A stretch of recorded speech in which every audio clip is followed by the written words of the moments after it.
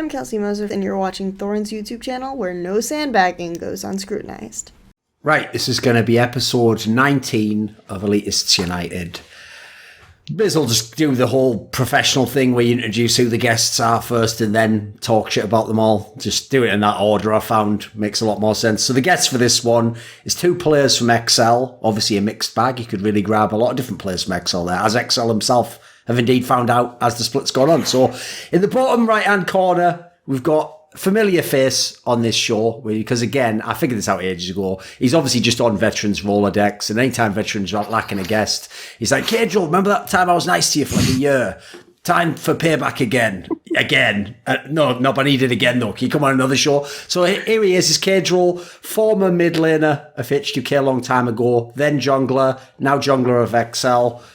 And Veteran, I have to say, the only problem you face coming on this show, Caedrel, is Veteran does have a problem with any players he's worked with who he likes. He does, mention them a lot, and also he does, at least he does a more legit version, but he does do the LS, where he, secretly crowbars them up a couple of tiers within sort of tier lists and stuff. And then the point is, if you ever say, that doesn't even make sense, so, I watched the games, that guy isn't that good, he can always fall back on, nah, but you don't know him like I do, privately, he's got a lot of good qualities.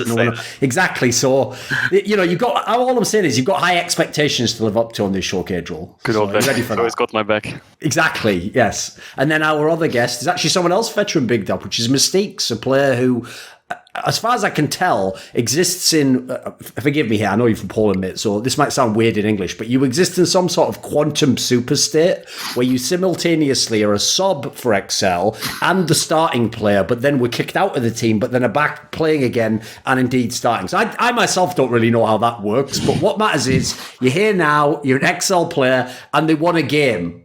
You heard me, everyone? They won a game in the LEC. So welcome, Mystiques. Welcome to the show, mate. Hello. There we go. Here's the thing as well, Mystiques. I know you must be a beast player, because there's no way that champion Tam Kench is so broken that a 0-kill support could 1v1 directly with no help a fucking AD carry champion, also with 0 kills, and just directly beat it without taking almost any damage. So I know there's no way that champion can be broken. That must be all skill. You must be like the faker of support. Yep. I mean, he's the faker of support, actually. There we go. That, by the way, that moment was hilarious in that game when you caught the virus. What even was that? I was doing the Raptors. Mystique's what the fuck is this guy doing? And I'm like, that looks like a free kill. I'm gonna come over and kill him. That was pretty ridiculous. Yeah, his reaction. Right, go on then. So even though people are going to meme, getting a win over SK is no joke, because if people don't know, coming into this split, and especially in light of what they did last split, making the playoffs, etc., most people looked at the SK team, saw they added Sakura, and were like, this actually could be the team that takes the jump up. Maybe they're going to be 4th or 5th or competing with the top teams. So, yeah, it's true, they've had a bunch of losses that have been a little bit underwhelming this split. But what was the turnaround? How did you guys manage to get your first win on the board? I mean, you want to go on me? No, you go first. I mean, we're going into the game. We're actually pretty confident we'll win. I mean, after playing OG and Fnatic, when we faced SK, we were even though if we win again this early game, we probably should have easier time finishing the game this time. So we were actually confident we're gonna win it. I don't know about you, Mark. Yeah, I mean, we had 5 weeks of scrims or 5 weeks of LEC so far, and every week our scrims have been pretty bad. But then this week of scrims last week, we were stomping everyone, because at the start of the week we had a big talk as a team, and we were making sure that we fixed everything, and our scrims we actually learned from them, and Mickey was kind of teaching a lot of the players how to move around the map a lot better. So we improved a bit, I think, and yeah, I don't know, we went on the stage with a 90% win rate in scrims that week. So everyone was pretty confident. Can you give us some insight into who you practice against, though, in that sense? Do you scrim just the bottom teams? Do you actually get some scrims from decent teams in LEC nowadays? It wasn't the top 3 team, but it was all LEC scrims, and they were middle of the pack teams that we were just beating. So and it was 4-0s or 5-1 or 4-1s or 5-0s. So we felt super, super confident, and we put a lot of preparation into the draft, especially against Origen. So when we drafted comps that we were comfortable with, everyone was super confident, and I think that showed when it came to team fighting or the early game. Everyone was just going for these crazy plays, and especially against Fnatic, we had 10 kills in 10 minutes. So, yeah. Okay, what did you want to ask, Veteran? I mean, I just wanted to ask, so like, even when you guys were having like the spectacular early games versus like Fnatic, that still came off the back of like a really bad week in scrims. Yeah, the Fnatic week wasn't the greatest, but this week with Origin and Okay, that's SD was really good. Yeah, just Fnatic game, we had a really good draft. I mean, we had a really good draft on bot lane, so when we are winning kind of bot and pushing, it's like so easy for us. So much It's easier play to the play game. with bot lane, just perma pushing. It's like Yeah, I mean, draft was much better than like Vitality game, where we drafted really bad and it was really hard to win. yeah, Don't even count that game. We had like Olaf with like 3 lanes getting pushed in with no CC, and I was like, so guys, let's get the 4 items and pray. Yeah, like top lane that game seemed fine if I remember correctly, but like mid burn flash level 1 and bot lane was, I mean, you picked Sona Taric, like really early picks, and like obviously you're going to be losing lane there. So then, and you were playing like Olaf that game, so that seemed pretty fucking doomed after the level 1. Not being able to invade as Olaf is the worst feeling in the world. Yeah. So do you think are you like confident versus all the mid-tier teams now? For sure. Like, I think even when we went into the game against SK, everyone thought this was just a free win. Like, I've never had that kind of feeling where we're just going into the game against like a decent team. We're like, guys, it's going to be a stomp. Because go on, finish. No, yeah, and then it just turned out to be like just one-sided, and they picked everything we thought they would pick. So, because like Thorin's like correct when everyone was saying that like SK are the ones that could potentially like develop to be like the 4th, 5th. But like I feel like if you guys had just maintained the roster, and especially you guys have maintained the bot lane that you've now subbed back in, like people would have been predicting that you'd be the guys to do it, because close to the end of last split, with the Mystiques Jesla bot lane, you guys were starting to do really, really, really well as well. Like it seems that once you guys have like winning bot lane, you, especially Caedrel, seem to know exactly like what to do in that scenario. And like obviously Phone's already said like toot your horn a lot, but like if you were a bad jungler, Selfmade would have just shat all over you no matter what the fucking lane state was. That's just what he does against teams that like don't understand how to play jungle properly. Like Vitality, for example, just go like 3 levels up and shit. But like, I mean, clearly you guys do have all the pieces in place, and that was obvious by the end of the last split that you had all the pieces in place to do well. So like, I'm actually confident that you guys are the guys that should be looking to make it into like mid-tier minimum now. Like you can be a playoffs team really easily with this roster. Obviously you have to do like some sort of semi-miracle comeback, but if SK and stuff like that are faltering and like Vitality are faltering, then Rogue are the guys that you should start worrying about, because they're the guys that are really pounding it up now. They did really well this week, actually. I think if we win 3 games out of 4 next 2 weeks, then we are actually in really good spot. Because also confidence level will be high. We are already gonna catch up to the other teams, and they are also gonna start being scared of us more. Sure.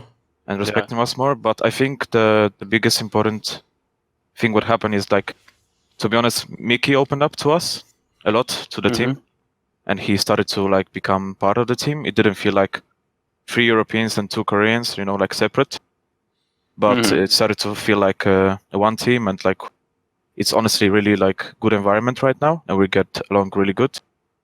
And the important thing is, for I think best of 1 in LEC is like just preparing a good draft for your team, like what you practice and what you want to play on stage, what you're going to be comfortable on. And this is how, like, this is why we are, for example, always ahead in the games, and we are doing pretty good, because we are really happy with our draft in those games. So I feel like preparation is really important also to best of 1. And going back to what Veteran said about last split, like, I mean, you're kind of right. Like, the last 3 weeks we went 3-3, and the games that we lost were against Fnatic, Origin, G2. And the games that we won were against like Schalke, Vitality, and SK, I think, who were all like 6th to 3rd place around there. So it was like, well, if we played playoffs right now, I guess we could put ourselves in the top 5, you know, because we just beat Vitality, who was 2nd place, Schalke, who was like 5th, and SK, who was like 5th as well or something. So like, we would be a pretty decent team, but obviously we didn't have the wins from the early end of the split. So, I mean, it feels like we're coming together a lot more as well now, like it was at the end of the last split. So maybe we can make a miracle run. I think we have to have 8 wins to tiebreak. 8-10 is like the minimum tiebreak, I think. So we need to go 7-3, and we have to face G2 twice. So yes, it's doable. It's doable. Yeah, it's doable. G2's what about since you said, Caedrel, that you had to like Mickey was somehow helping the team or something. Like, what can you say about this player? Because I made the point on a past episode. The real problem is most people have just never seen him actually play League of Legends. They've just seen a couple of games and bad teams, or they've heard the stories, and so he's kind of become a meme. Like, what was it like when he came into the team? Like, was there a set concept that he's like a starter now? Like, what's changed since he's arrived? Well, I mean, obviously when I saw that he was signed, I kind of thought of the memes in a sense where I was like, okay, it's probably really toxic. Maybe it's gonna be a bad environment. But actually, when he joined as a starter, the first week or so, I think he was a bit shy and didn't really want to open up. He was quite silent in game, and in reviews, he wasn't saying much. But like the last 2 weeks, he's been like the most vocal in reviews, like saying how we should move around the map. And Mystiques and Caedrel, I've learned a lot from him. I think he's really, really smart. And this whole notion of him being toxic and stuff, there's not been a single game where he's paused or said like FF or fuck this game. He's always the one that's actually doing really well, and he's like, guys, we should take this more seriously. And even when we were 0-6, I think the last week we had a big talk, and he was like, I think we can go 10-2 if we play properly. And he's like super, super confident, and he's like really, really kind as well, I think. So it kind of sucks that he gets memed, but I guess he doesn't really pay attention to it at all. So yeah, he doesn't care that much. Person, I think. Okay. And what about maybe Caedrel? You can just give us some insight. Like, what was the logic in the team as to why the whole Yarn and Kasing bot lane was tried, and then eventually this bot lane came back? Which, as Veteran pointed out, some people actually thought it looked good at the end of last split. Like, people were like, "Why don't they just stick with these guys? You know, these people who will bring them up into the LEC level." So, what was going on within the team then? Can you give us some insight? Well, how do I phrase this? So they started off in the first few weeks and they were doing pretty well. Like, I'm not saying they're bad at all. Like, they're both really veteran players, and I think they've had like 3 or 4 years of LEC under their belt, so they're definitely really, really talented. I think it's just a difference in playstyle which suits us, because, for example, Expect is a rock kind of, and I feel like I'm kind of a rock as well. So we have 2 rocks on top side, and then having a safe bot as well, who's always going to be useful, kind of just makes the game really stale.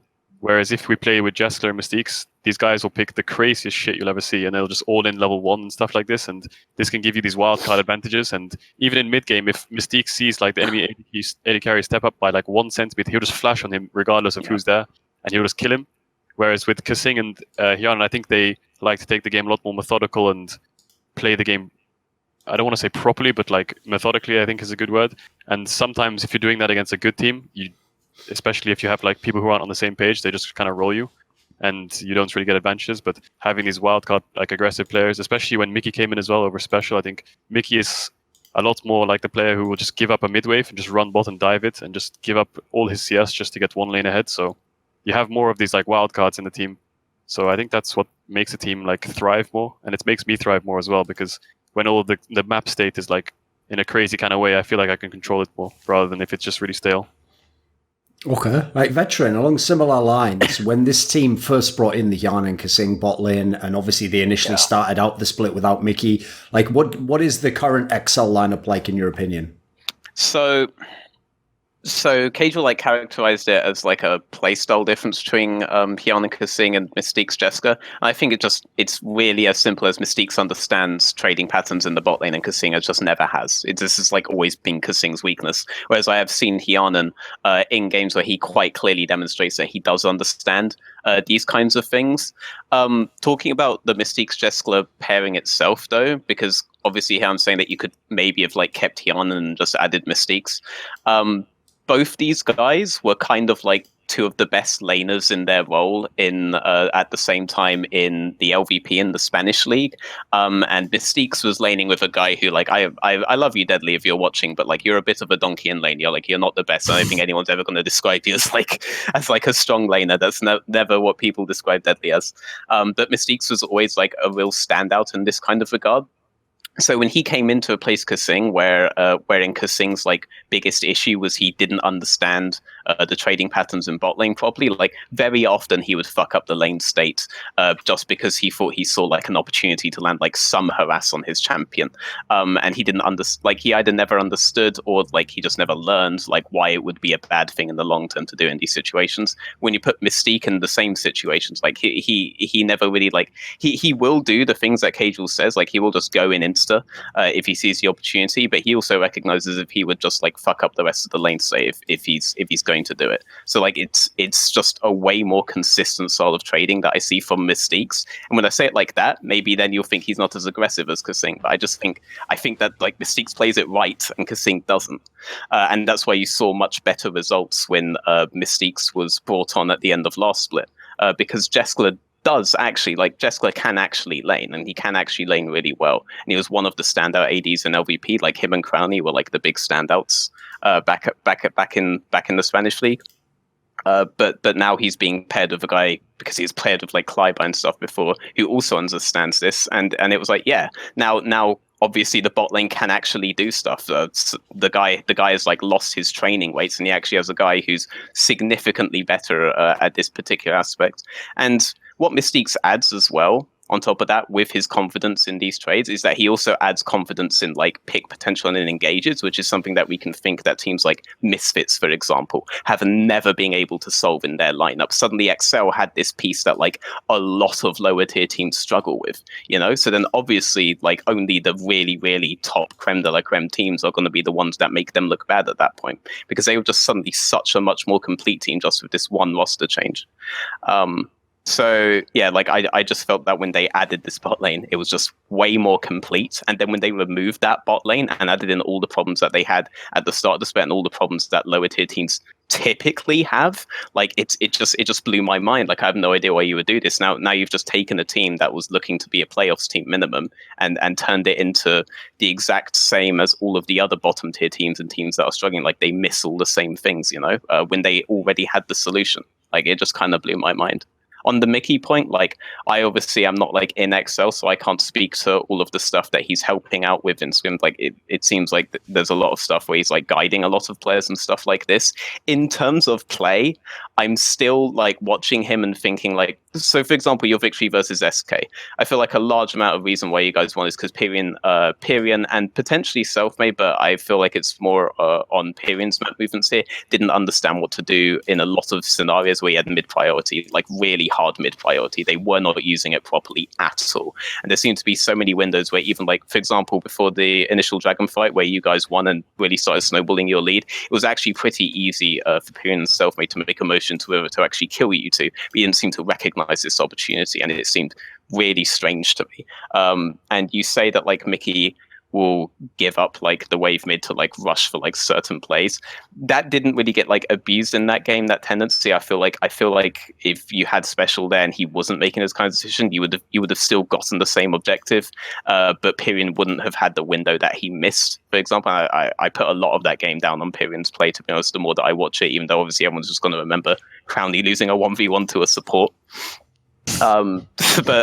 But like he's nowhere near like the garbage mid laner that like even I thought he was going to be. That being said, I've only seen him on one fucking champion at this point, and he's still making mistakes. But if he's bringing like good stuff behind the scenes to the team, that kind of stuff's really invaluable. Like if you have a leadership figure behind the scenes, that stuff's like really good, and that may well make him worth the money. But right now, just purely based on eye test, I still don't see any reason why he wouldn't have just kept special. Like that shit was working out already, you know. So.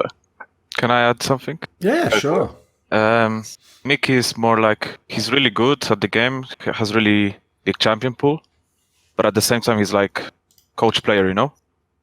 It's like helps a lot, like in review, you know? Like yeah, I have never learned so much in this short time, you know, as I have done now.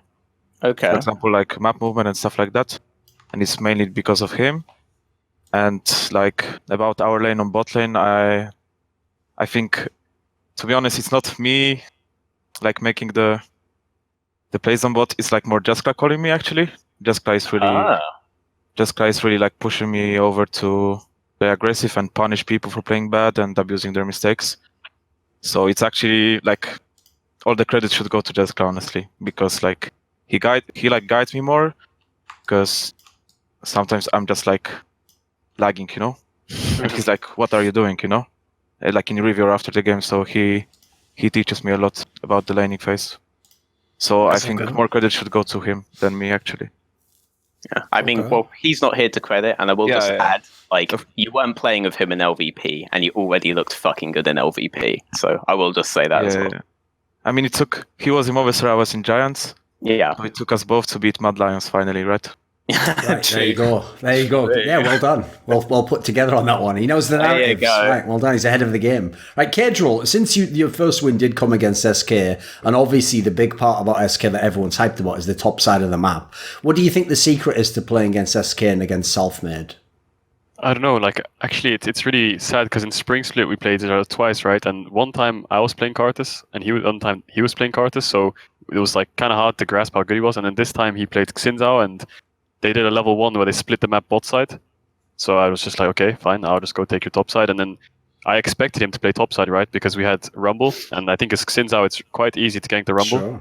So, and then bot lane was like melee versus melee, so it was kind of like a stale matchup, not too much action until 6 probably. So when he split the map, I was kind of like, okay, that's pretty good for us because we had no mid prio early as well. And I mean, I think their plan was because Mystiques flashed level 1 that they were going to kill him or look for a dive, but if they didn't execute that, and then I mean, there wasn't much to see from Selfmade. I mean, he just started a Drake on a ward, and then I was just like, okay, that's not fucking happening. So I said, go fight this Drake.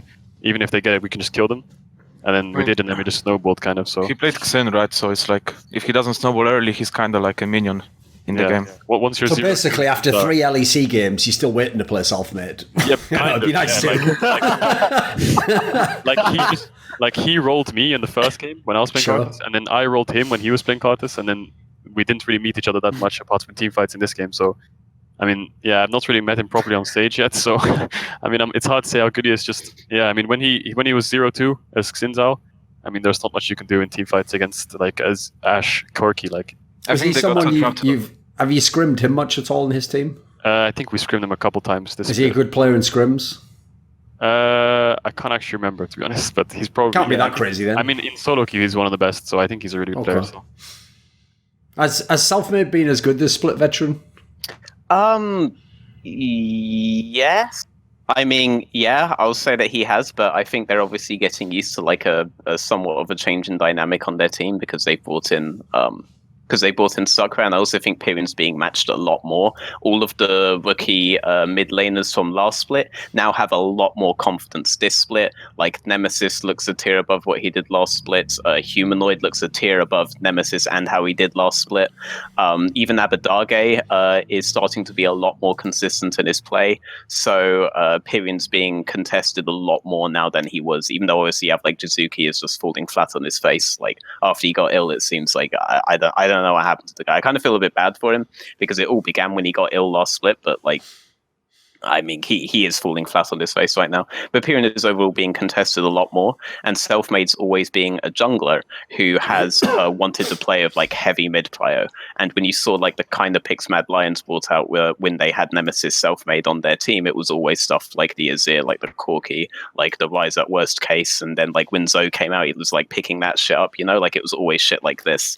And now Selfmade's in a position where Pyrian has to play like a lot more scared a lot. Obviously, these are the guys now just trying to like first pick Azir and shit like this in game, but they're just not able to do anywhere near as much as they were before with mid prio. And so you're seeing Selfmade like contested a lot more in the area where he's usually just being strongest.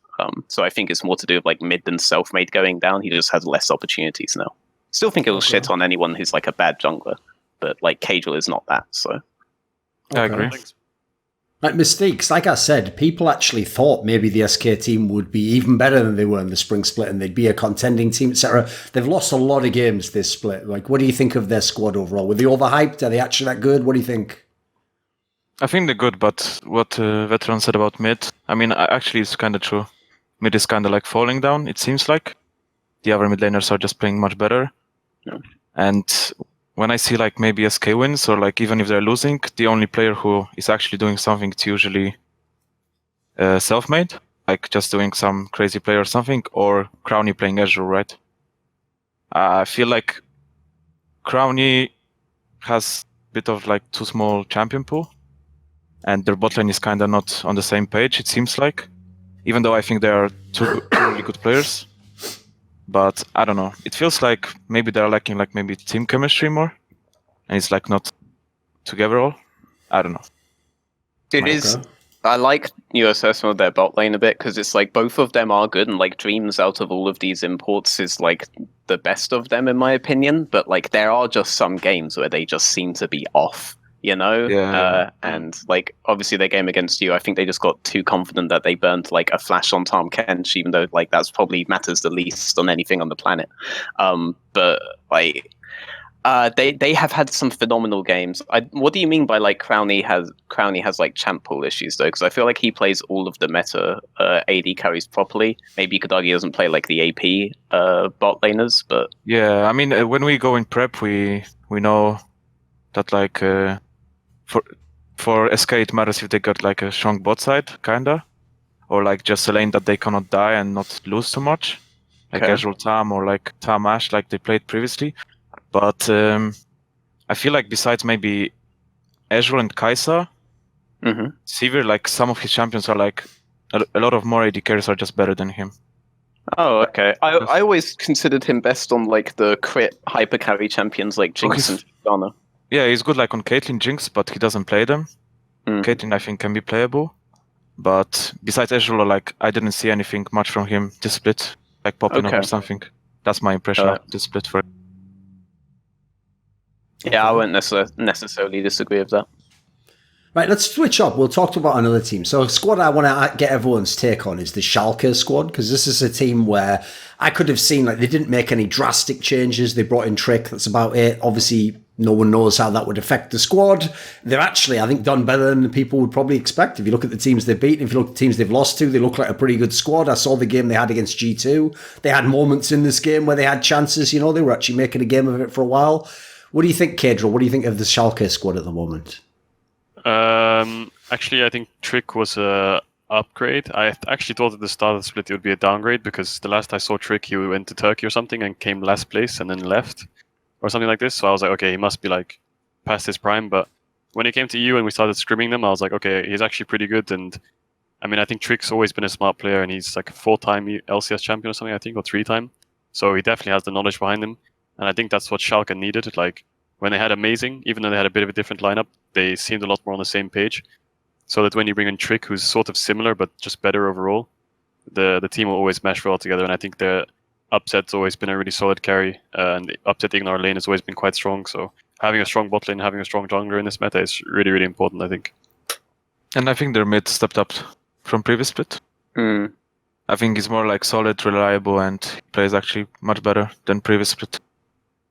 And previously he just played like Lissandra and champions like this, right? Sure. Now he's doing, I think, in my opinion, much more better. Yeah, I mean, I think he's doing okay. Like, I mean, I remember he was playing Azir or something. Was he playing Azir? I don't know, but felt like he didn't have that much pressure. But when that guy plays Akali, he seems pretty strong. His Akali is pretty good. Yeah, from what I remember, he actually fucked up like a surefire kill in that G2 game by just fucking up the ultimate on Azir when he had like a bunch of people trapped near a tower, but whatever. We'll let him, we'll let that one go for now. We'll pretend that didn't happen. I saw it, Abidagi, motherfucker, I saw it. Come on, a veteran. What do you think of this team? I think that they're getting really overrated right now, and they were getting really overrated last split as well, but back then it was like a lot more convincing because they were winning against everyone. But right now, I have not seen a single impressive win from Schalke, like at all. Like all their wins, they lose a shit ton of momentum after like 20 minutes. They don't seem to know how to play around Baron properly. And then when they do finally pick up a win in a late game team fight, it's normally against a fucking garbage team, no offense. Like, it's normally against one of the really like low-tier teams that typically struggle at this stage of the game. But some of them are figuring it out, and they're belting it up there, so it's all good now. But Schalke, on the other hand, have not figured that aspect out. It looks to me like the same team as last year. And I haven't seen any, like... That's last split. Yeah, as last split. Obviously not the same team as last year, but the same team as last split. And I'm yet to see like a like their win against Splyce, for example, came when Splyce literally couldn't scrim that week because they had fucking power outages and shit at their office. Like they aren't challenging any of the top teams in any sort of like respectable manner. this isn't like Splyce, who have now brought out some genuinely new stuff in terms of playstyle. Like the way they played against Fnatic, I've never seen them play like that versus any other team before. That's new, you know? I haven't seen anything new from Schalke. Maybe Schalke will go like even this split or whatever, but then if they even do qualify for playoffs, I think they're out in the first round. I think with you guys coming up, I think you guys could easily take out Schalke at this point. Like I haven't seen anything impressive from them. It's not to say that they don't have they kind of have like a Misfits issue where they do have good players in most roles, but like it's still a really one-dimensional team that can be figured out. So they have like a Misfits roster, but with like a vitality problem. You know, I still feel that like the same way you beat them last split, just deny them mid priority so that Trick just runs around not knowing what to do because he needs to group up with Ignar. I don't know. I think Ignar like kills his son or something like this. Then I think you win the game. And the fact that Abadagi is doing so much better this split is probably why they don't look as vulnerable anymore. Because once you eliminated that, they could never get the grouping off that they always want to get. And if they don't get that off, I don't think they have to play the game because they cannot play around Oda even no matter how good Oda is doing. It still works. When we faced him in week 1, I remember the game like. I think there was like 4 kills at 35 minutes or something. Like no one was doing anything, and we just outscaled them with Jinx. And we should have won this game, right? Yes. But obviously, like you said, the late game kind of sucked for us. But like he was playing Elise, I think, Trick, and they had like Elise Rumble or something, but they weren't actually doing anything. It felt like I'm not sure if they had mid power or not. I can't remember, but I can see what you mean by like he was just running around a bit, not really sure what he was doing, and then we just team fight, and then we just won, but then we lost. So. Because the problem I have with this squad is, if your best player is supposed to be your AD carry, and he is acknowledged as one of the best in the whole league, how are you so bad at actually making use of him to win fucking games in League of Legends? Like, when I watch him play, it just looks like someone trapped in a bad solo queue game. He, I mean... Same. I love that analogy. It's a pretty good analogy, yeah. But he is really good, I think. Upset. He is really good, but he, like... I mean, he's not... Okay, I don't want to... Okay, we don't have to have a conversation about the guy just because I invoke his name, but he's not like a forgiven kind of guy where he's going to start running around trying to make like a solo pick and like start the fight himself and then just dodge like 5 billion skill shots while yelling at his team to like come join him, you know? He's waiting for everyone else to set up the team fight that he will carry, you know? But at the same time, like... He at least when me and Caedrel were playing with him, he like would try to be an in-game leader occasionally, but he basically just figured we get mid priority and then we like lean and do something, and sometimes he would like in while going for that. But like he's never been like he is a really good AD carry, but he's never been the guy to make like the play to like start the team fight that will like end the game. You know, he's still dependent on everyone else to do that for him. And the team that's being built around him thus far has never been a team that has known what the fuck to do at these points. And I still don't know why they thought Trick would add that when Trick had like the exact same issues on the last team he was on with Ignar. And like I Memento also kind of struggles at like this area, but like this change wasn't going to fix that, you know? Like that wasn't who you need to add. Oda talks like a lot, but I've never felt that like Oda being like the mastermind when it hits mid to late game either. So they just lack direction here. Upset's not going to add that direction. If they get that direction, Upset will carry. Like he actually comes out. I think he has like the top KDA in the league or something like that at this point. But he's never going to be the guy to like initiate this, you know. He's not going to become Prey one day. He's not like going to be the Prey of EU, you know, where he'll just like pick Ashe and just fuck it, do it all himself, you know. Yeah, he's more of like that kind of team fight clutch than a like winning the game clutch, which I think I think that's something G2 has. Like I think they have 5 players who can clutch the entire game, which is why they're so successful. Like even if that team's behind, you have 5 players who either one of them can just make one play and then the whole game just changes. Whereas, I see Upset's more of like a teamfight clutch player. Yeah, Umajan will fucking do that shit. Like he'll end the game. He'll see the window and he'll start the whole fight, the whole thing himself. Like he'll do that with zero hesitation. But Upset won't do that. Upset doesn't think that that's his role, by the way. And he's kind of right there. It's not his role. But no one else on the team is going to step up and do it at this point. Do you know Ignar with him is a good choice or no? What is your opinion? I just think Ignar forces your team to play a very, very specific way. And it's the way that prevents them being able to just play around the 1 even in games where they quite clearly should. Every single team Ignar has been on, he has added something really good. Like he's added really strong like mid-game shot calling. Once you transition from the early to mid-game phase, this is the support player who is picking you up when you are overextended on side and like accelerating the game in that manner. But he does force you to play around him as a result. And every team he has been on has been this one-dimensional to play very specifically around Ignar. Like a lot of people think Upset's the one that's like dragging jungler down towards him. I'm very convinced it's Ignar that's doing it, just because it's being like that on every team Ignar has been on. And that's why if you disrupt the mid priority thing, suddenly Ignar starts like inting, because he'll still go for these plays anyway, but you're going to be able to match him on that side of a numbers advantage, and suddenly these overextensions aren't really overextensions. He doesn't know what to do at that point. They don't know what to do at that point as a result. The player people think of when they think Ignar is what would happen if you merged Ignar and Gorilla into like one player, you know, because they're both like opposites. Like Gorilla's always been like the Janna guy, the Tahm Kench guy, like the disengaged guy. He's never being like the fresh Leona Alistair guy.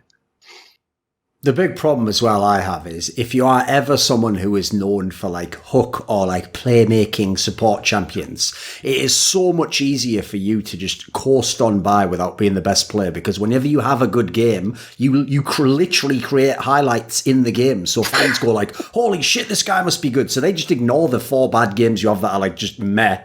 Whereas if you're just a guy who's like a fucking Janna main or something, like you can't look sick, mate. You will never be the reason your team won the game, even if you actually made every fucking save, every perfect ult, every great sheet. Like it won't matter. Like it just will never.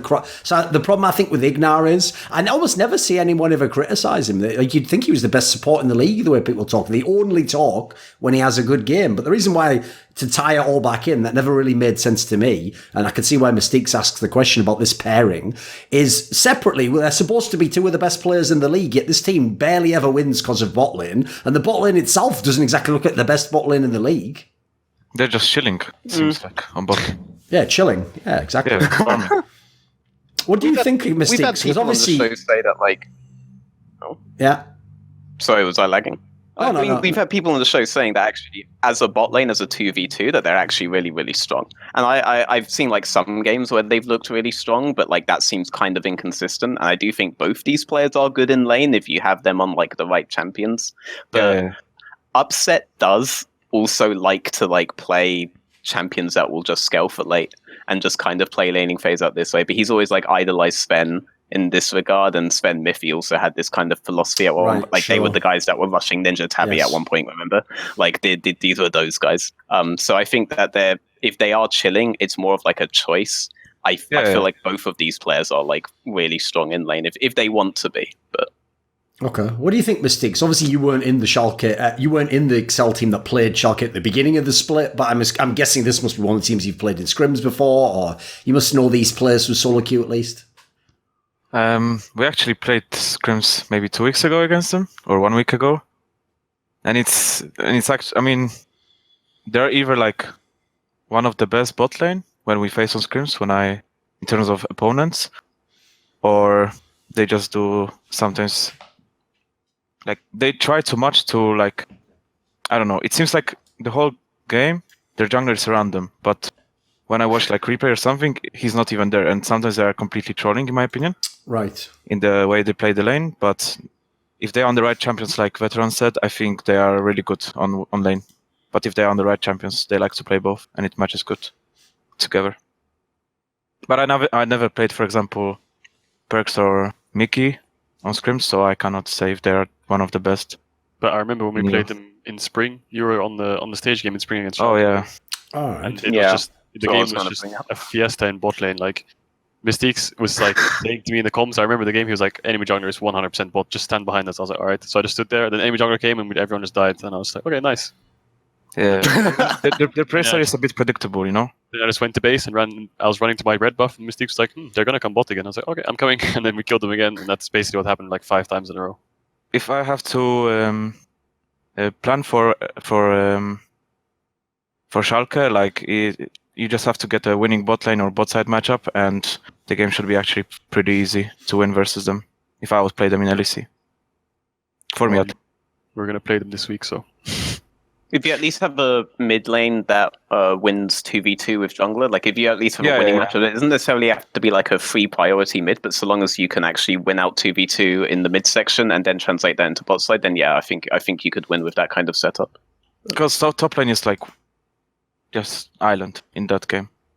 Yeah, most likely. Yeah, just yeah. Some... Like they won't do anything about that, and you can bank on that. He's gonna just play cannon or something, so he can. Even though he's gonna be alone, he's gonna be strong in fights. So this is how the game probably gonna be. Probably pretty bloody around bot side.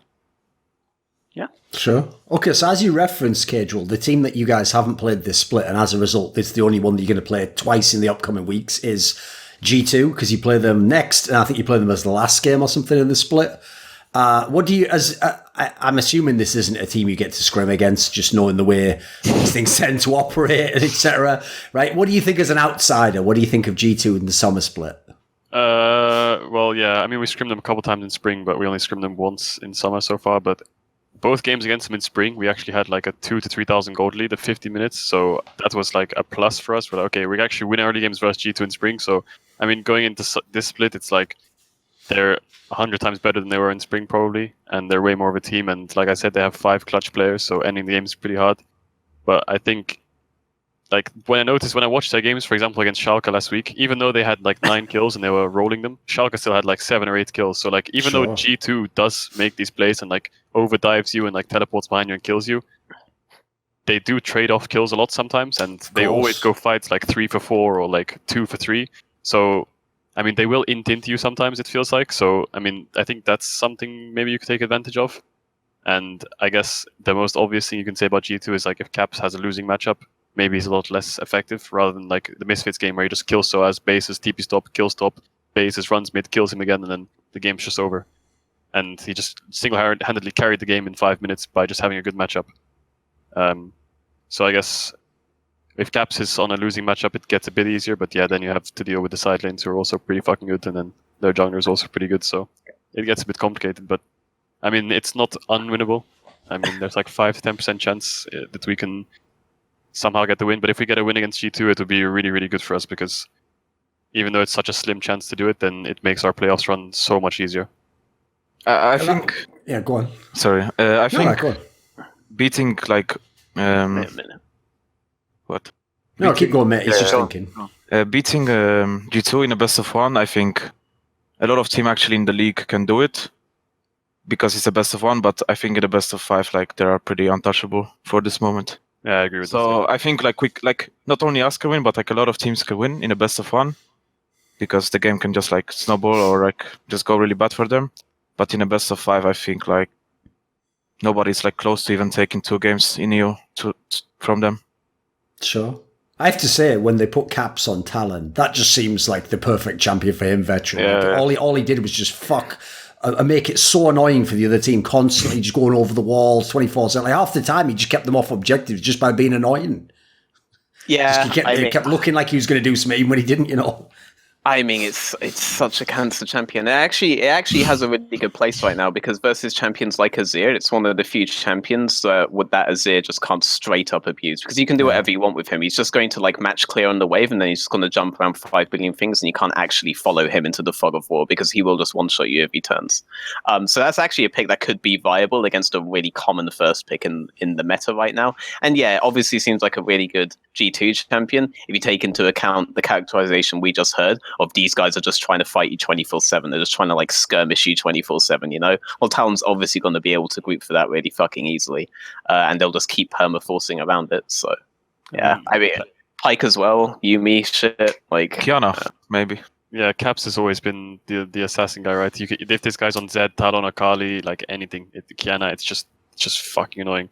Like when we played against him in spring and he was playing a Kali, it's just disturbing what I'm playing against, and I don't even know what the fuck's going on. So, I mean, if he's on an assassin, then it sucks. But I mean, I guess an easy way to like, not an easy way, but the best way to control G2 is try to be controlled yourself. Like, don't get sucked into their like skirmishes as much as possible, and try to take the fights you want rather than every single fight they want, which is every second of the game. but it's a lot harder to say than to do so. Oh, of course. I mean, like, for example, like, if you think about it, the way you just said there, like, because they give up kills even when they're winning in a game and even when they're up kills, you know, on the one hand, that makes you feel like you have a chance. But the other problem is, like, I notice when teams play against G2, it's so hard to know yourself when you're starting to overextend, trying to chase, like, a kill as they're running away, because they just re-engage themselves so many times. So it's like, it must be so difficult in the moment to, like, try and do the fucking maths calculation, flying by in the air of, like, do we actually win this fight if we keep going in or not? Because, like, there's no indication based on whether they're going in, whether they've done the calculation or not either. They just seem to just like to take every chance they can get. Yeah, it feels like they always get away with it, kind of, like, in a stupid way, right? They always go for these fights, like, every day, every game, and then it looks like it might not work, but then obviously it works, and you're like, oh, for fuck's sakes, they can't keep doing this, right? And then it happens week on week on week on week, and then eventually you're like, okay, yeah, this just sucks. How do we win fights? And then I think the only way is to take the fights you want rather than the fights they want. But then if you do that and you, like, try to look for fights you want, then you'll never find an opening because they never give you the fight you want, kind of. So it's kind of a lose-lose unless you find, like, the smallest openings, probably. Okay. So, yeah, this is why I think champions, like global champions, like Nocturne, like when Fnatic beat them, TF was really good because they always kind of get the numbers advantage, like having TP advantages or something. Or like last split when we faced them, we played Nocturne, it felt like if you have this global, then it kind of makes them a bit confused, or not confused, but they're a lot less willing to take fights because they don't know the pressure of the global. So the global ultimates. They don't seem to account for it because they didn't really account for it at Rift Rivals either. Like, that was like a really clear thing, was that they weren't actually accounting for the globals that they were up against. People were starting to grab like TF and Shen, even like then a special like versus them, and it was working out. They didn't really account for these things properly, but they still went for the fight. So I'm wondering if it's like stuff like that to get an advantage, basically throw in an additional TP that makes it harder for them to account for when they can and can't fight, and they're not used to playing like the smothering style Origen do. Or maybe champions that are really good at like re-engaging. You could just pick shit that's like cancer to dive, but then just assume that they will go for it anyway, and then go for like a re-engage on them when they've put themselves in a poor situation. So like SK's composition versus you guys might actually be a good composition versus G2. But something like that. That's the kind of thing that you probably have to go for if you want consistent wins against them. But this is under the assumption that they will keep playing like this when push comes to shove and when we hit playoffs. I feel like right now their testing limits the team, you know, like they are that solo queue player that Caps was for years, you know, just like permanently testing his limits, and sometimes it looked int, but he always learned something, you know, like that feels like what G2 are right now. So even if you are prepping versus this particular G2, that's probably not really who you should think about prepping for once it hits playoffs, which makes the whole process of preparing for them difficult, obviously, but they can afford to do that now. Yeah, I mean, like in Spring Split, the 2 times we faced them, both times we got a lead from them diving bot. Like, they tried to dive bot at like level 6 one game, and then we got a triple kill, and then they tried to dive bot again the second game, and we killed 2 of them, I think. So, I mean, they always go for these crazy dives, and yeah, just have to somehow deal with it, but it will be pretty hard. Mystiques, do you think Fnatic can be better than G2? No. Why not? There's no chance, Timo. I mean, maybe like if it's finals between them, maybe one map max. I think they are just too good. Fnatic's pretty good too, though, right? Yeah, but Fnatic doesn't have the thing that they have, right? Craziness, and like the thing is like it's best of 5. They have like probably 60 champions to cooperate. I mean, to play in the game. Yes. On each role. Trying to figure out what they're going to draft is definitely going to be hard. So it's like the hardest thing is adapting in a best of 5 series, right? So even if they lose, for example, one game against Fnatic, they will adjust. But when Fnatic starts to losing to G2, Fnatic won't be able to adjust that easily. So this is the biggest like strength in my opinion. I think there's like no chance they're gonna lose this EU finals. And the amount of outcomes you can face, like Perks can play top and mid, and Caps can play top and jungle. I don't know, something like this. So like, and then on top of the champions they play in different roles. Like if you like multiply it all together, like the amount of outcomes you can face is like unbelievable. So it's pretty impossible to adapt against them. I mean, just the amount of things that they now play in the jungle that apparently can be flexed elsewhere is pretty ridiculous too. Yeah, that's true as well. Yeah. That was what I was so sad about the Kiana ban, because if you went on pro builds, Yankos was spamming it, and Cats was he was going to spamming play it. it. And it was like, for the love of God. Yeah, the only other guy who was spamming it, who plays jungle in Europe, was fucking Maxlaw. It's like, I don't want to see that, but I did still appreciate seeing a jungle Silas use a Jinx rocket and actually get a kill with it. That was pretty wild. I can't lie, that was fun. I didn't expect to see that. Also, I think the thing with G2 is like if they pick Syndra, Zed, Victor, like Vladimir, you have no fucking clue where that champ's going. Yes. Like, it can go into. Then they picked like Jay, Syndra, Zed. You're like, okay, what am I against in my lane?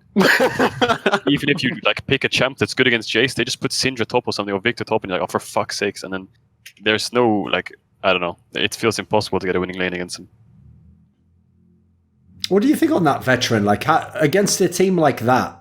Yeah. What do you do? Do you yourself try and have a many possible comps that you can alter up? You don't just go with what you wanted to do anyway and just kind of hope theirs isn't too ridiculous? You have to, okay, so approaching it from a draft perspective, I would ignore it in terms of like trying to predict individual champion picks and like individual role picks. I would completely ignore that. Versus a team like G2, you have to think compositionally in terms of you're going to still know in the first couple of rotations, like whether or not they're going for like a strictly 1-3-1 comp, whether it has like hard CC or not, whether it has a lot of disengage or not, whether it has a lot of engage or not. You're already going to know where compositionally you can start attacking that. And then I would match that with my own crazy fucking picks, but that are in like the sort of that build up a composition that counters their composition, not necessarily the individual champions, but now I'm simply looking at countering what their team compositionally wants to do.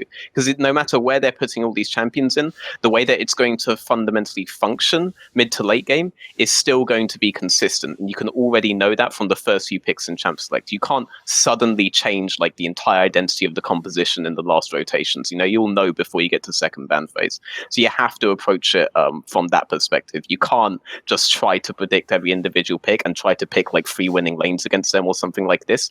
And G2 won't even necessarily opt into winning lanes anyway. This is like a pretty consistent thing with them. They don't really seem to care too much about lane matchups. They will incidentally have like 2 winning lanes a lot of the time, but there are plenty of games where I've just seen them have like losing lanes, but then they just try to do crazier shit before the opponent can do crazy shit to them. You know, they'll just start the skirmishing or the fighting early. And I think that might be part of the reason why they have that mentality at this point.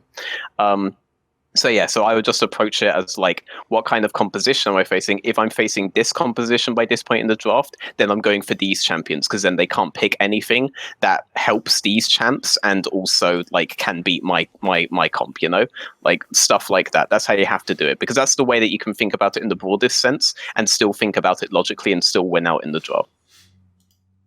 Right. Since we briefly touched on Fnatic there, Mystiques, what do you think of Fnatic outside the context of G2? Just Fnatic as a team. Like the team I've been watching, they've been pretty much winning every one of these games, most moments in the game. Like they've looked very good.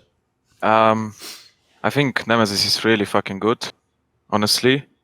I think Hylissang is a really big part of their success also in the wins. And overall, I think like they are much better than in Spring Split. Like, yeah, much better, yeah.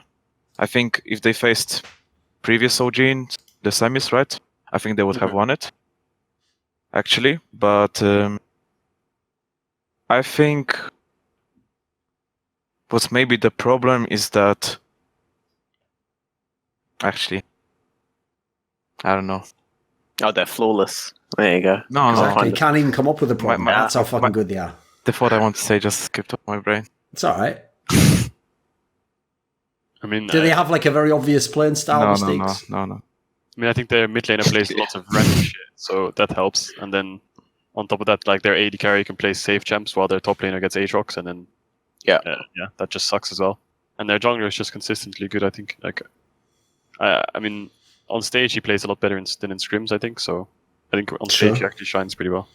You know what I love, Veteran? This is why I fucking love Fnatic fans, because whenever anyone wants to tell me, it's just, why are you all singling out their fans? Fans of every team are bad. Fnatic fans, again, have confirmed to me, Veteran, that they are the TSM fans of Europe.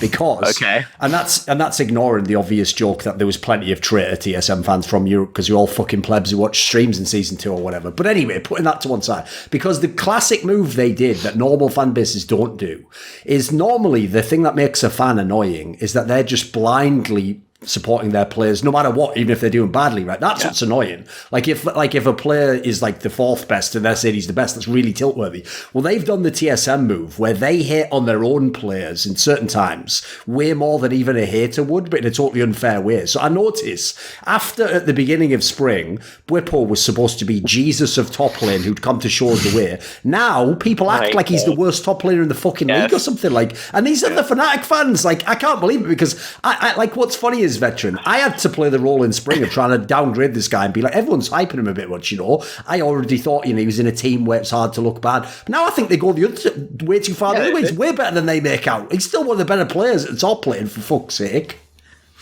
Yeah, no, you're absolutely right. Like, and the whole story of this year when it comes to Fnatic is that, like, I've gone from having to say that the top lane is overrated to saying that you guys are really underrating him too much. Like, when I did that tier list and I put him like mid tier, I got so many people on the stream being like, he's like 10th place. Like, what the fuck are you doing? So many people fucking hated this guy. They wanted him below everybody.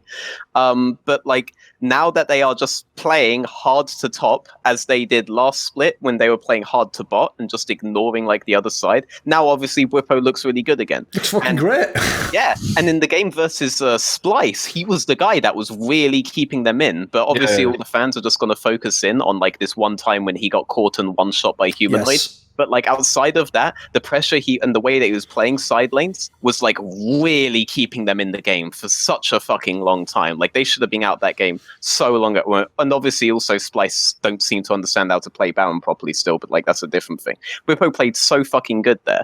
And it's just that the way Fnatic have played this whole year has always been that they will just one side of the map doesn't exist for them anymore. No matter what, it just doesn't exist for them anymore. But the other side, you throw everything on it. And in spring, Reckless was the guy that got everything.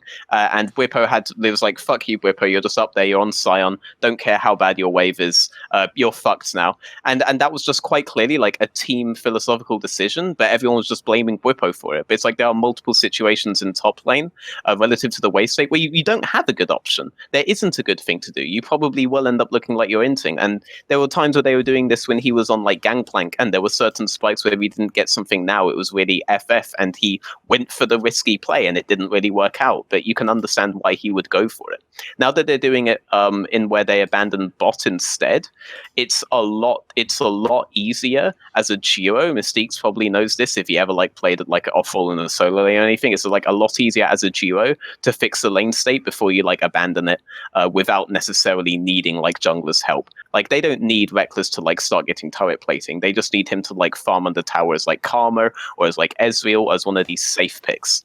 So this is like my new line about Fnatic. The way Fnatic play in summer is basically a merger of like Young Bucks G2 2017 philosophy of bot lane, where they were always like pulling their bot lane towards mid, and they would literally just walk their bot lane from bot to mid after they got priority bot, and then move it towards top side to play for Held. Like they would always do this after they got Drake, merged with 2015 Fnatic's bot lane philosophy, where Reckless just played Lucian, played Sivir, played Ezreal, played safe champions bot, and Yellowstar just acted like bot lane didn't exist, and then they just played hard forbidden, played hard towards top.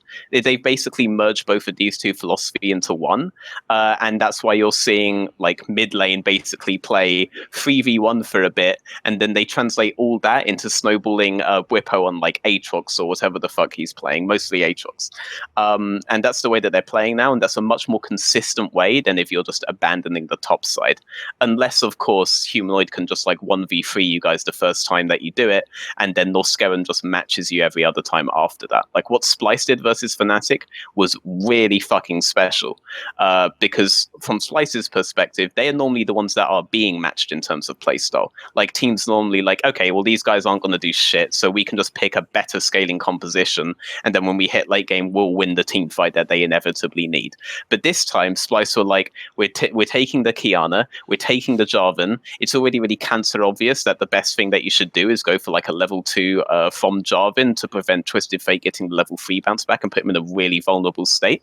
They did that. Then they didn't actually match the first roam that Hylissang did, even though they absolutely could, because their 2v2 bot was for some weird reason playing absurdly safe, even though Jarvan paths straight down to bot side. So they didn't have the priority to do anything about it. But after the initial one, Norscaron was matching Hylissang every time, and they suddenly realized that their bot lane like hard fucking wins that lane, and that they should be able to match Hylissang's roams all the time. And as a result, like we saw something completely new out of Splyce. As they had thought about how we are going to play out this early game. It wasn't like perfect, even though they had a lot of kills and they did get both Infernal Drakes. They were actually down in gold at 15 minutes. But it was something new, you know. And if Splyce are willing to keep like planning like this around the stage of the game that they've normally been weak at, then they are the dark horse. Like the dark horse thing stops being like a meme, and it's like, no, these guys could actually just start beating Fnatic, because Fnatic are not a complete team. They do one thing as well, and Splyce have shown that even they can fucking match it, and they are not a strong early game team.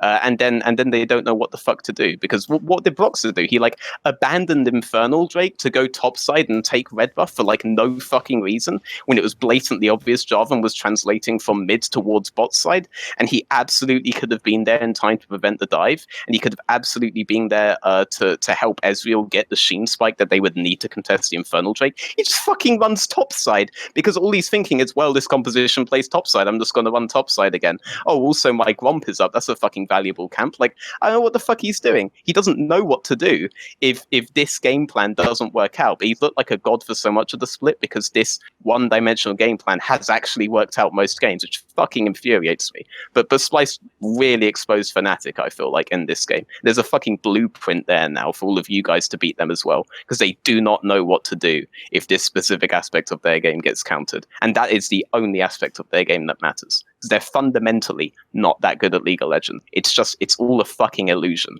And Splyce are letting everyone see the Matrix, you know? It's all smoke and mirrors. Exactly. It is.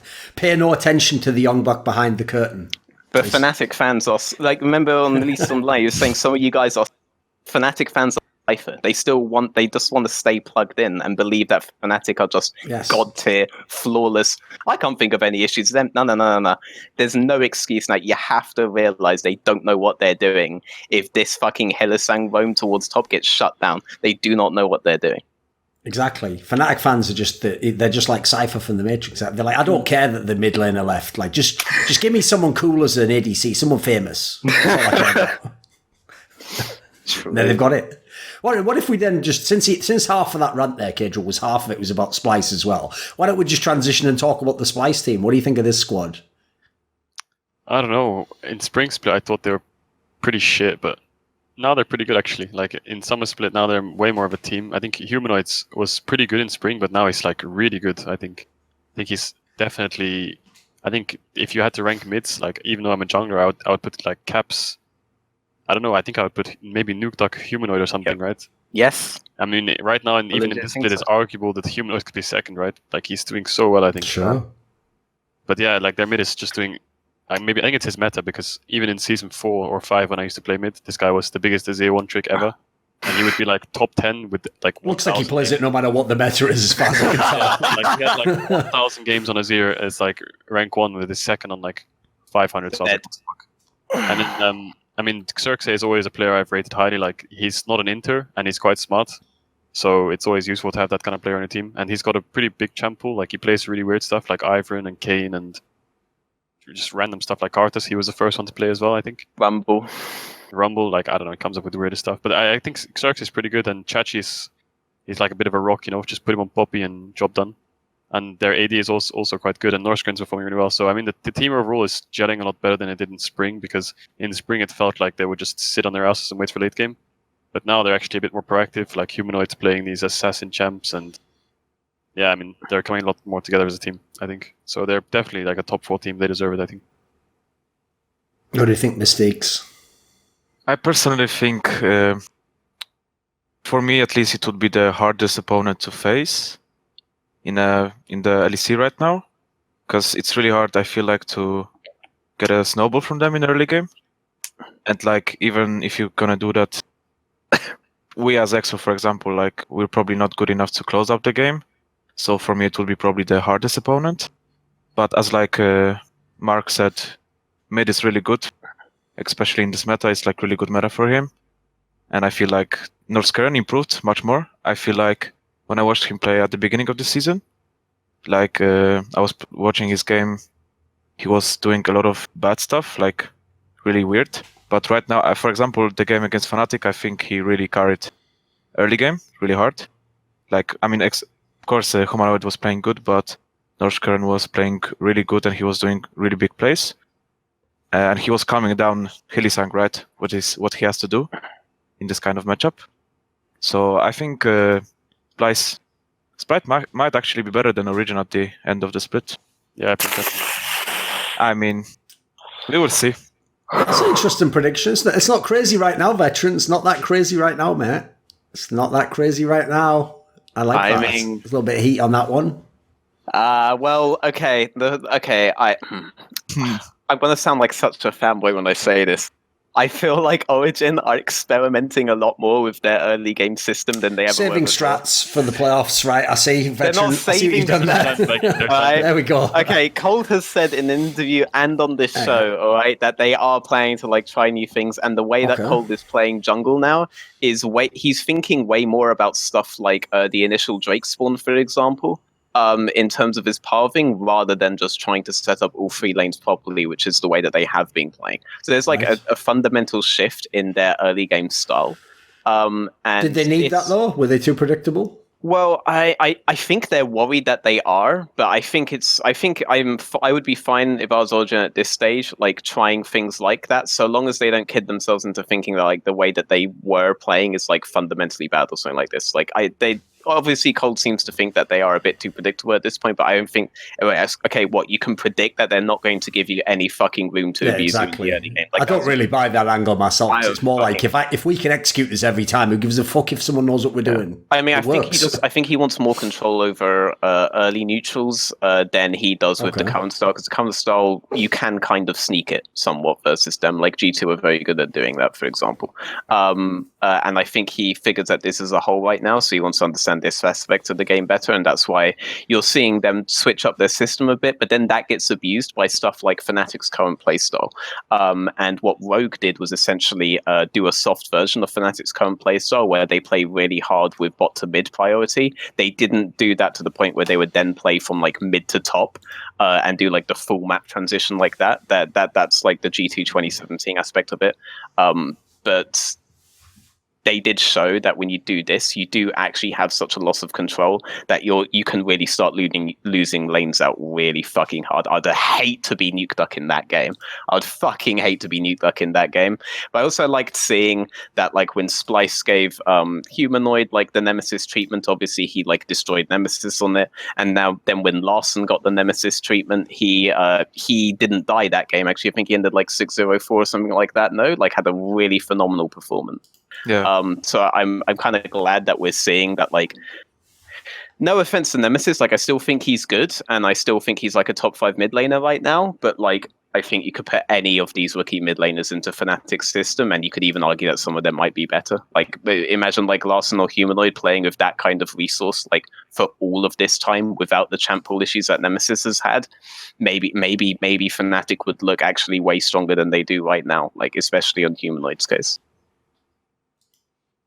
I was going to say about Origin, you said about something like Cold's way more aware of like Drake's and neutral objective, but like this week, I don't know, it's hard to say that, I think, because he blind picks Sejuani both games, like against us and against Rogue, and both times me and Inspired played Olaf and Twin, and this matchup is like, you can't walk past the river if you have the right lanes, so, I mean, I think Origin kind of, I don't know, I don't want to say they into draft, but I mean, I think Cold needs to be on more of a winning jungle matchup to actually start winning games, because I mean, arguably us and Rogue were the bottom tier teams at the start of the week, right? So, like picking losing jungle matchups into us was probably a really bad idea. I think like putting Cold on more like Jarvan, Sylas, Olaf kind of thing is way better. Playing like a high tempo jungler versus a weaker team, and then picking Sejuani and just like getting rolled in the early game is the worst thing you can do, I think. And then I think he lost all the dragons. We got Dragon and Herald against him, and we had like 4 Drakes, and we got swaps. We had so much more tempo on the map, just we griefed it a bit. So, I mean, I think they need to play way more high tempo and stop playing these like slow jungle matchups.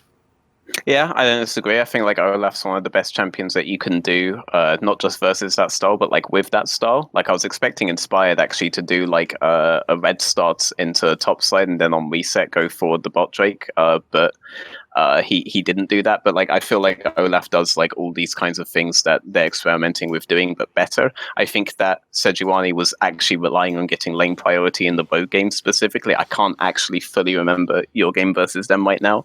In the Rogue game specifically, I think Sej was relying on heavy bot prio, allowing them to secure the initial Drake, and obviously that didn't work out.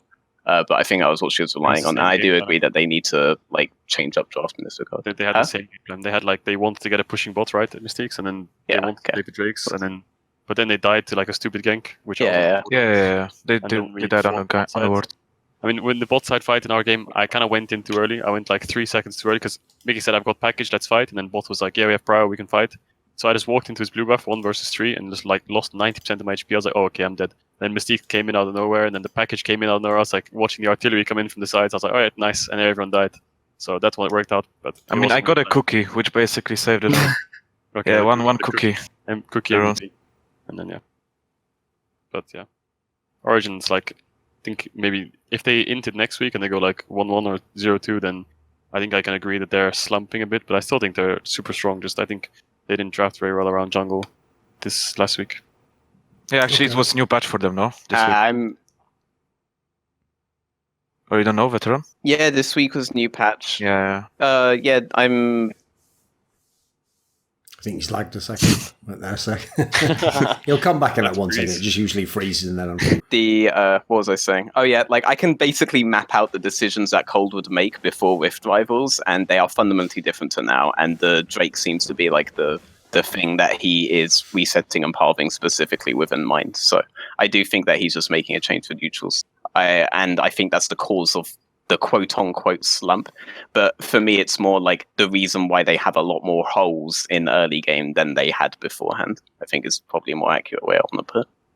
Okay. Right, being as the team that obviously caused them the biggest upset was the Rogue match, let's talk a bit about Rogue then. So, Mystiques, this is a team that's obviously had a whole bunch of players in and out of its lineup over the last split and a half. What do you think of the current Rogue? And the question is, which lineup do you think is the best?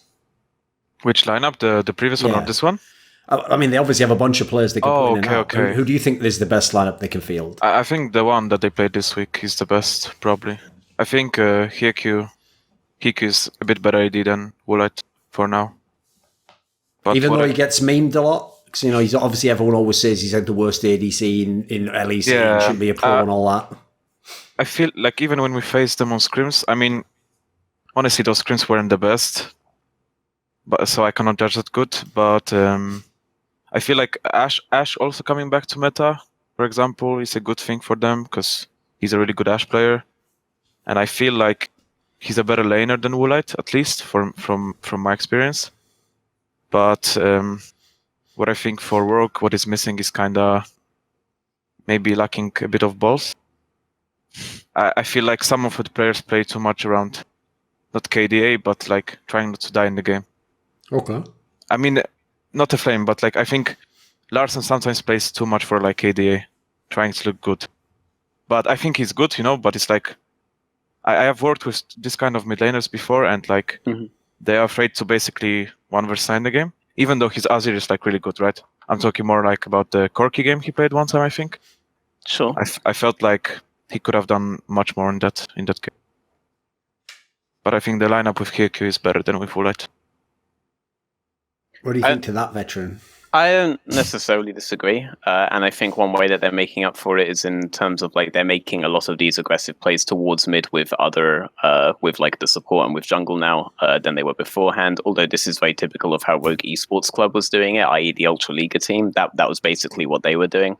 But yeah, Larson is more likely to just kind of wait and just take guaranteed trades rather than do the caps thing and just go for like the straight one-on-one. You know, like I do agree with that, but I think that with Rogue get the system off that they were getting off in Ultra Liga, then you don't really so much care about this aspect so much. It will kind of be masked in a sense. I mean, like Thorin, like the easiest way to compare him would be compare him to the kind of criticisms that Thorin was getting, you know? And like it does work out if the way that your team is playing out the map is done like properly, you know? And I know that Larson, like this is a bit of like inside info, but Larson is actually like taking a big role in comms now to do this. And when I was working with him beforehand, like his comms on stage weren't exactly like insane or anything like that, but he's getting like more and more confident in that regard. And so the team as a whole is getting like better and better about it. And this is also why they started struggling from like when they were doing regular split last year in Ultra Liga to when they got to playoffs, you know, because then, I mean, once it hits the offline, then people who are like already struggling talking kind of struggle like a bit more, you know?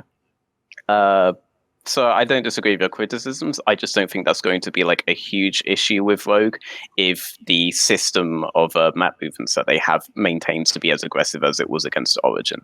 I still think that they are looking to be a playoff team on the basis of that.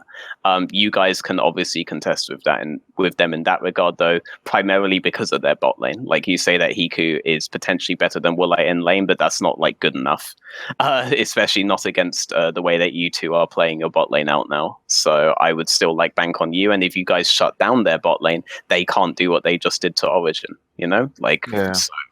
I do think that a lot of Rogue's losses will come down to bot lane weaknesses eventually, rather than just because Larson wasn't being like aggressive enough with his matchup. Like that's not going to matter if any support's going to be like in your face 24/7. Then you'll love the fact that you have Larson in not trying to 1v1 enemy mid laner perma. You know? Yeah, I think they could also put maybe some more faith in Inspired, in playing like letting him play more of the champions he would like to play. You know. Because it feels like he's always not sacrificing, but like I feel like they could play more around him, you know. I think that's just the matter, isn't it? Like jungle's a bit of a snake. Yeah, yeah. But I think Inspired is really talented. Like yeah. I think if it's more of a carry jungle meta than Inspired with Shine Ult more. I think he's got a lot of potential for sure. And he's only 17, I think, right? So, or is it 18? Yeah. But he's 17. got so much potential. He's the youngest player in all the major regions. Yeah, I think he's quite talented. And for just being a 17-year-old, his comms, when I hear like the mic checks and stuff, he's really calm, it seems, and he doesn't seem to choke much or like int it or like make these random getting caught moments, which I think some players do when they first go on stage. So, I mean, I think he's one of the better junglers I think there are in the LEC for sure. There's one like good thing about Polish lands, you know, for example, because there's so much Polish lands in Poland that's why he's like not choking, you know. For example, it's like I have played personally a lot of lands in Poland, and it's a really good thing for the country itself. But like I have barely seen any players choke, you know, like at least from Polish region when they go on stage. It's always one of the things I actually used to say was a problem in League of Legends as a professional esport, is that once LCS began, you were just playing LCS, and then your only experience in a proper match setting is like if you get to the playoffs, and then even then, if you get knocked out first round, you had one match in the playoffs, and then maybe some sort of like a relegation match is the other one that like average players would have. So I always said in CS, you can't even get to the top of a game like CSGO until you play tons of lands. Like you have to basically get that experience, and you can filter out the people who will just fail every time immediately. Whereas in League, you never know until the playoffs start, basically. Yeah, Poland and France had this with their ERLs until like this year, where Riot's kind of taken over and they've been like, fuck you guys having like 5 billion bans in your regions. Like now you're just going to go into the league, you have a spring split, you have a summer split, all right? Fuck you guys, that's all it is. And they're not even like all offline games or something like that for the regular split either. But like both France and Poland had like a tournament circuit, and there were a lot of memes about like Poland's tournament circuit itself as well. But like I much preferred that. Like French lands were so much more entertaining because they were always tournaments and stuff. which is part of the reason why I like the tower format that they're doing in the UK League right now, because that at least somewhat recreates having like a tournament every week, I guess. Like that's the best we can do now that you've gotten rid of like actual fucking tournaments. It was always great. Like you're gonna love this for him because you watch CS:GO and stuff, and this kind of shit happens like all the time. Like like when Gamers Origin first came on the scene and they like won their first LAN. And no offense to them, if any of them are watching right now, but you guys were like cancer random when you first like came on the French scene and won your first LAN. Like that came out of fucking nowhere. It was. Oh yeah, my god! I played on that. Yeah. And then it was like, and there's like, okay, well, I fucking love it when like the underdog wins and stuff. And then like second LAN that they won, it's like, okay, this is getting serious. And then third LAN they won, it's like, what the fuck? These guys came out of nowhere, you know. And you don't get those stories, and you have this like regular shit bullshit. No, you never can. Yeah. I think They've thrown that shit away, you know. when I rolled the jungle, I went to a team in France just for 2 months just to get as much experience as I could, as fast as I could. And I mean, the LANs were really fun, right? But the only problem was you had like 6 hour delays all the time. Like Sure. PCs weren't working, internet was boom. Like there was so many problems with these LANs. Like I think I didn't go to I went to like 4, and not all of them had problems or delays or something was wrong. So that kind of sucked. They were really fun though. Right, here's a question for you, Mystiques. I've noticed earlier on, right, you've given your opinion, but you've been careful not to trash talk too much. So I'll just go ahead and ask you a really obnoxious question outright, which is, do you agree that the Vitality bot lane's a bit shit? Yeah. How would you describe it differently? I don't know. It's up to you, mate. I'll describe it as, I don't think they like work good together. Like, Okay. they just don't match each other, I feel like, as a players. Or maybe they're like just too long with each other, you know? Like maybe both of them just need a new thing in their like life and a new partner in bot lane. And maybe they randomly became really good again, right? But maybe that's one of the things, but I don't... If I would rate them, that would be probably one of the worst bot lane in LEC right now. I think the So worst. it's got to be a problem for them as a team, right? If you look at them as a squad, already everyone's seen Jizuka seems like he's in a slump. Their jungler looks a lot worse in the context of trying to win the game. This split, and then the bot lane doesn't really look like it exists, as far as I can tell. I think like they just need to like separate the ways after the split. I don't know if it's possible, right? But just start from beginning again with someone else. Maybe they will look better. I mean, it's my opinion. Yeah, sure. It's very, Wait, very in bot lane or in the entire team? What about the entire team? I think generally? entire team, yeah. Because I think, for example, Cabochard could play in several of our teams and bring more to the teams than our top laners. Yeah, he's one of the best tops in Europe, 100%. Fair enough. What do you think, Caedrel? I mean, I don't know. I just don't think. I mean, it sucks that we lost them, but I don't think they're that good. Like, I mean, Cabochard's really good. I mean, individually, Cabochard is the best player on the team, I think, right? I think that's fair. Mowgli, I don't know if it's communication issues or something, but he seems to go for a bit too many crazy plays now and then, and his pathings are a bit questionable. And then Jizuke, even in scrims, like, even on stage when he was playing Azir, he plays so fucking cocky. Like, he plays like the enemy is just a bunch of bronze 5s, and he, like, on Azir, just, like, dashes in, auto-attacks you for 10 damage, and then dies for no reason. And he's playing way too cocky. I'm not sure if that's because of internal issues, and then their bot lane's just not on the same page at all. I mean, Attila obviously has his games where he goes, like, 10-0, and Jack Troll has his moments, but I don't think they work very well together, as far as I'm aware. Will they be the worst team at the end of the split? I don't know how many wins they have right now. They have 3 at the moment. Misfits has 2 and you guys have 1. I think Misfits will be the last team. I think Misfits or Vitality will be near the bottom. I think we'll probably end up like 7th maybe, but I think those two near the bottom. Unless something magical happens and like Mowgli learns English and Jizuke becomes less cocky and bot lane gets a lot more synergy. But I just don't... I mean, I think the players themselves are actually individually all are pretty fucking good. Just there's no connection there at all, I think. I don't know if it's internal or something, but it just feels like there's no flow when they play together. It's just lots of solo plays or just people getting caught. And when they problem win, there one is person just pops off. The two teams we had left to talk about were Vitality and Misfits, and obviously people might think that the video just skipped there. We were talking about Misfits. Like, aren't they a bunch of players who've got some good players but don't fit together at all? Don't seem to know what they're doing. Bot lane has problems. Yeah. I feel like there's similar teams, similar problems. Yeah. I mean, maybe not similar problems, but I think Veteran has something to say. Veteran's gonna unleash, guys. I mean, it's just, yeah, I mean, they're the same team until you count the fact that Misfits spent like 6 times more on their players than Vitality did to Sure. have much the same spot. There is that part. But I think yeah. Misfits does have a few, like I think with Vitality, all the players are pretty good level. I think with Misfits, you have like some at a bad level and some at a pretty higher level, kind of. So that just aren't shining. And I think maybe, yeah, I think that's the only difference I would say. What do you think then, Caedrel, on, like, obviously one of the changes they made in Misfits that initially hyped people was bringing in Kirei from the National League squad to be the jungler, and he looked like he was playing a lot more aggressive than Maxwell had before, but they've gone back and forth between the two. Do you think that actually addresses any of the problems of the team? Somewhat. Like when they brought Kirei in, I was actually like, it's a good change. I think Kirei is better from my perspective. Just, I mean, the only thing I don't understand is like Kirei goes on stage, he plays a Kindred game and just like rolls me because I inted level 1, and then he like plays an Elise game against, I can't remember who it was, but he played really well, I think. And then all of a sudden next week he's subbed out, even though he performed way better than Maxtor in 2 games already. So I mean, there must be something going wrong in scrims for him, I guess, or Maxtor is just playing better in scrims, because it doesn't make sense that they're fielding Maxtor over Kirei when I think Maxtor has been playing a bit worse on stage this year. So I mean, I think Kirei is better, but he's probably maybe doing something wrong in scrims, because they even brought in a 3rd jungler to play in their academy team.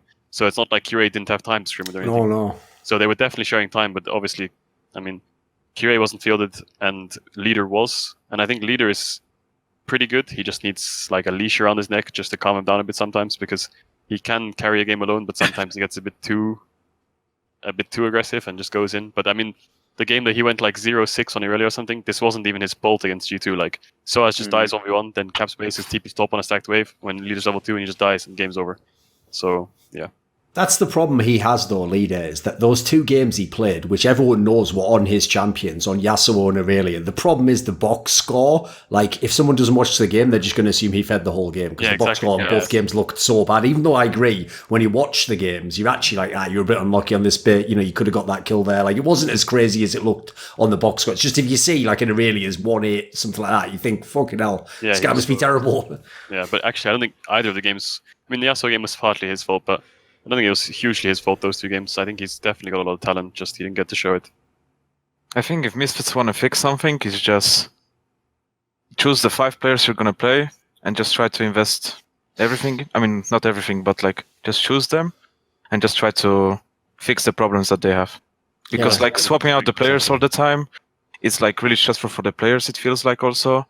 And like one prefers to play with the other, one prefers to play with the other, and like all the time the same thing is like just not working good, I feel like, for the players even. Like, sure. I think that's the problem though, because in spring Misfits put so much money in the roster that they thought they would make worlds, right? And then they finished like 8th in spring, so then they're like, okay, fuck this, and that's when they implemented the 10-man roster, I think. But I think the only player that hasn't been swapped out is bot lane and top. I think they're always swapping out mid jungle, but I think if you swapped out the bot lane for the academy bot lane and then you tried some scrims like that, maybe the game would be a lot different, right? Because Eva is way more actually I'll be up for that. And he'll be roaming a lot more. Neon is not bad, you know, he's going to be doing pretty well. And then, like, this can facilitate more to mid-jungle. Like, rather than just swapping in and out mid-jungles and trying the combos, actually just swap out the bot lane. Because this is a really important thing in the meta, and I think, even though Hans and Gorilla probably lane pretty well, it's not like they're talkative. I know Hans doesn't talk that much, and Gorilla probably doesn't talk that much either.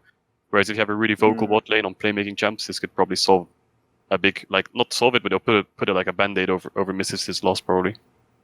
What we were told by Hussein when he came on the show is that actually Gorilla talks a lot, and Gorilla's like the shot caller of the team. So, but you are absolutely correct in your assessment that he doesn't play like playmaking champs or anything like that. So it's kind of a bit fucking worthless, because all the teams that we've been talking about that have either improved or doing well or are suddenly taking games off top teams, they've done so much of it with their support, because their support player is facilitating the engage, facilitating the picks.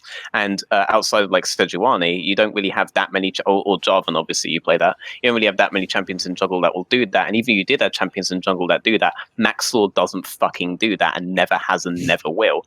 Kirei may potentially do that, but like that's a soft upgrade, because Kirei goes for like really heavy pick champions. He's not the fucking like team fight engage or anything like that. Like, but you have Heaver the whole time, who is absolutely that kind of guy. This guy's a bit insane in the head, but you need a bit insane in the head at this point, you know? So why not trade out the bot lane? Like, you're absolutely right. That's obviously what they should have done from the fucking start. And instead they did this like mid-jungle shit. I fucking hate them for putting leader in like this, because I don't understand how they can't realize at this point what's fundamentally wrong with the team at the core, and they still put leader on that team. That kid, like, you only get one debut, you know? And it's just like, I fucking hate them for it. So to answer your fucking question of why they put Maxwell back, Maxwell is the highest paid player in the LEC. It's a fucking joke, and I'm pretty sure they just want to get their money's worth off of it. Man alive. Wait a minute. Back up a second. I need to just check two things here. One, more than this is a team which literally bragged a year ago about building their whole future of their franchise around Hans Sama, in my opinion, one of the most overrated AD carries to ever play in LEC. Like a bona fide, like obviously average AD carry who people were telling me was some fucking genius when he had Ignar with him. And then you're telling me Maxwell is the highest paid player in the LEC. Don't sign your 3-year contract early, kids. Don't sign your 3-year contract early, kids. Don't sign your 3-year contract early, kids. I'm telling you that right. I'm not fucking... Whoever is the GM of Misfits is like the shittest championship manager player of all time. Like, this guy's the guy. We had him on the show twice. Exactly. We had him on the show twice. Mate, are you kidding me? What the fuck is this shit? What even is this? That's like, you know, he's like the guy who takes over like some fucking classic squad and just sells off all the really good players and just keeps like the fucking bomb players. Like, why is he here? What is this thing? It just like the whole Misfits. But what? It was a roster that Reddit would make, right? But like, sure. I felt like I was screaming into the fucking void way back in December when I pointed out that obviously this is not actually a good roster, because they are all good players individually, okay? But you've made like, it's like the worst composition of these 5 players that you could possibly, okay, maybe not Maxwell, but it's like the worst possible composition of these 5 players that you could make, all right? There are so many holes in this team. Like, Mystiques adds something to exceL that they do not have with Kasing. Even if Kasing was the absolute best version of himself possible, if he like learned how to lane properly, for example, Mystique still adds something in terms of like engaged potential that like they wouldn't otherwise have before, you know? Like, you actually get something by putting Mystiques. So if you put Mystiques on Misfits, that team would have the same shit added, and they would actually suddenly start looking like a top team. Gorilla can be as good as he wants to be at pressing shield on Janna, but that's not what fucking Misfits need. Like, Misfits have always needed someone to engage properly. Last year, if they had Shen banned from them, they would lose, because then when Maxwell tried to engage, you just int, you know? Like, teams have been strategizing against them for years on this regard. They haven't ever been able to replace Ignar, and it just maddens me that like, what did they think? Well, we have Gorilla, he's Korean, I guess he replaces Ignar and we have everything that we ever needed again. Like, I have no idea what they've been thinking this whole fucking time. It blows my mind. I can tell you, Veteran. They have fucked up leaders like debut from it, and it just really pisses me off. Doesn't surprise me at all, by the way, that you'll never hear them address this in interviews. Even when we had people from their team on our show, they never address these aspects, because for some bizarre reason, I don't know why this exists in League of Legends, but there's this mad like stereotype of pro players that like a pro player is just this moldable creature that can do anything he wants if he trains and you tell him what to do. So people always talk like, yeah, we're training this guy to be a shot caller. It's like, what does that even mean? Like, can he already talk now and give good ideas? No. Well, then you're really training his fucking brain to work. What are you talking about? Like, it's not like he took like a level 1 course in French and he just has to say, hello, sir, where is the bibliothèque? Like, yeah, they make it sound like the most easy thing to learn this shit. Like, like, have you noticed they've never ever addressed the whole issue of engage on their team, Veteran? They just go quiet when anyone brings it up, as though they're going to get away with it if we just stop talking. I don't think they think it's a problem. I think these guys read the criticisms, and because like when you guys read criticisms as well, I'm sure sometimes this happens with you guys, you just want to be like, oh fuck you don't know what you're talking about, you know? I think that they just never want to acknowledge that people who are not within the organization have clearly figured out what the fuck is wrong with their team, which is, by the way, everybody who has ever prepared versus Misfits has figured out what the fuck is wrong with their team. They don't want to admit to themselves that maybe, you know, all these people are correct and maybe that's why they're all beating you, you know? It's just, it maddens me at this point. Like, imagine with that much money, like the fucking kind of Like it's such a colossal waste of resources. Imagine And just so like tilted connection. I wasn't like this tilted until like until they threw leader in on that mix, because it's like, all right, now you're just punishing this kid who could potentially be a tier 1 mid laner by next year, but like you're just fucking ruining him because you guys are so fucking delusional about your org, about how you've been managing your resources. Like, fuck you guys so much. Like, the only other time I was this pissed was when they replaced Mystiques for fucking Kasing again. That's the only other time I was this pissed. I've maybe been a bit more pissed at that because that was just like fully mind blowing. But yeah. This video was kindly supported by Alexander Rao, NateDOhDoubleG, Andreas Snazore Westerlund, Dean Tanglis, Wendelful, Blunt Smoking Anus Destroyer, Daniel Olivar, Chi Mao, JDubs, Kolja G, OllieJ, Tobias Bernasconi, and a special thanks always goes out to Jerky's Minion and weixz. Do you want to suggest a topic or a guest for my content? Perhaps you'd like to ask me a question for my monthly video AMA. Do you want teasers or who the guests are for my upcoming videos? Maybe you want to take part in a monthly donate a discussion with me. Well, all of these perks and more are available at the Patreon link in the description box below.